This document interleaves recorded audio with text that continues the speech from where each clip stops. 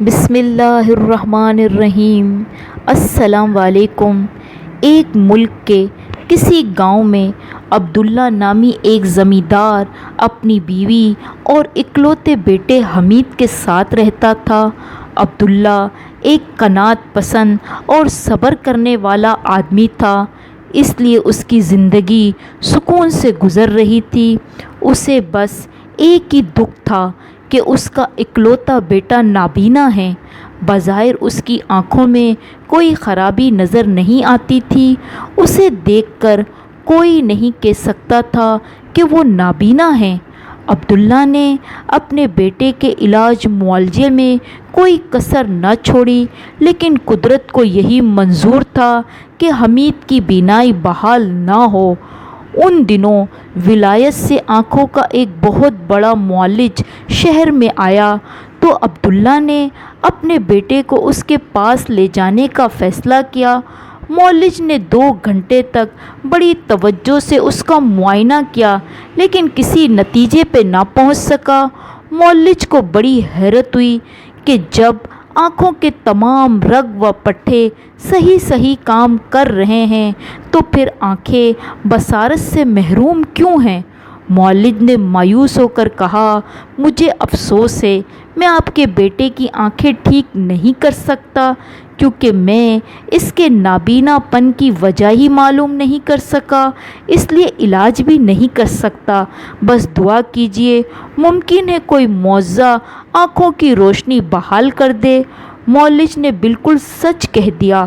عبداللہ کو معالج کی بات سن کر بہت دکھ ہوا۔ اس کے مزاج میں اب سختی، چڑچڑاپن اور بے-رحمی پیدا ہوتی چلی گئی۔ اب وہ اپنے بیٹے کے ساتھ بیزاری کا برتاؤ کرنے لگا تھا، جبکہ اس میں حمید کا کوئی قصور نہیں تھا۔ حمید بیچارہ چپ چاپ باپ کی ڈانٹ برداشت کرتا رہا۔ وہ بیچارہ کس سے فریاد کرتا؟ گھر میں صرف ایک ماں تھی جو اس کا سہارا بنی ہوئی تھی۔ وہ بیٹے کی طرفداری کرتی تو عبداللہ اسے بھی باتیں سنا دیتا۔ اس طرح 12 سال بیت گئے۔ اچانک ایک دن ایک زہریلے سانپ نے ڈس کر اس کی شفیق ماں کو اس سے جدا کر دیا۔ اب حمید بے سہارا ہو چکا تھا۔ ماں کے جانے کے بعد حمید نے گھر اور باپ کو چھوڑ کر شہر جانے کا فیصلہ کیا۔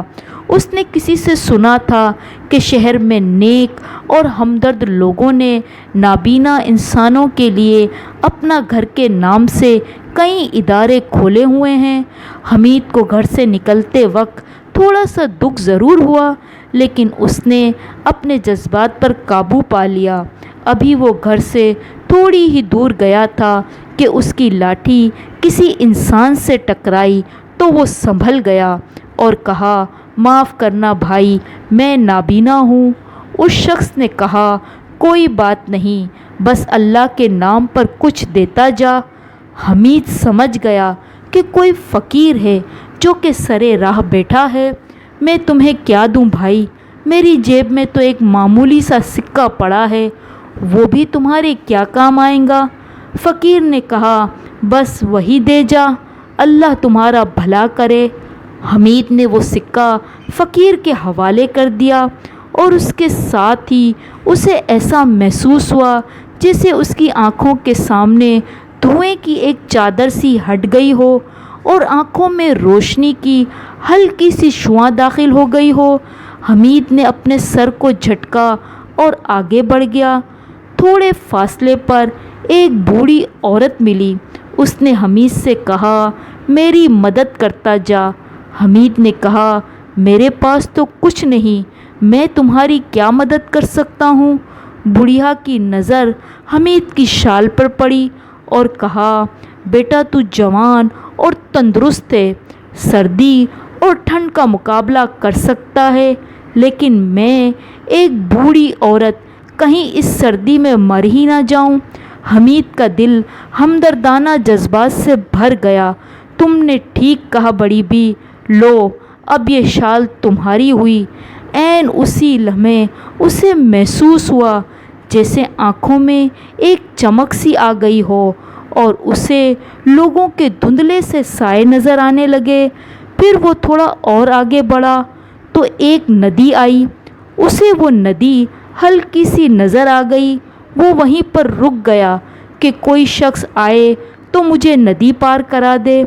اتنے میں ندی سے ایک بچے کے چیخنے کی آواز آئی، مجھے بچاؤ، میں ڈوب جاؤں گا۔ حمید نے کہا، میں تمہاری کیا مدد کر سکتا ہوں؟ مجھے نظر نہیں آتا۔ بچے نے کہا، کوشش تو کرو ورنہ میں پانی میں ڈوب جاؤں گا۔ حمید نے بچے کی بات سن کر فوراً ندی میں چھلانگ لگا دی۔ پانی میں چھلانگ لگاتے ہی حمید کو سب کچھ نظر آنے لگا۔ وہ اس بچے کو پانی میں تیزی سے تلاش کرنے لگا کہ اسے ایک آواز آئی کہ تم امتحان میں کامیاب ہوئے، خدا نے تمہاری آزمائش کی اور تم اس آزمائش پر پورے اترے۔ تمہاری ہمدردی اور اپنی طاقت سے بڑھ کر کسی کی مدد کا جذبہ دیکھ کر اللہ نے تمہیں بینائی عطا کر دی ہے۔ اب تم گھر جاؤ اور اپنے والد کا سہارا بنو اور اسے یہ خوشخبری سناؤ کہ اب تم دیکھ سکتے ہو۔ اگر آپ ہمارے چینل پر نئے ہیں تو پلیز لائک اور سبسکرائب لازمی کیجیے گا تاکہ دلچسپ کہانیاں آپ کو بر وقت ملتی رہیں۔ ملتے ہیں ایک نئی کہانی کے ساتھ۔ اللہ حافظ۔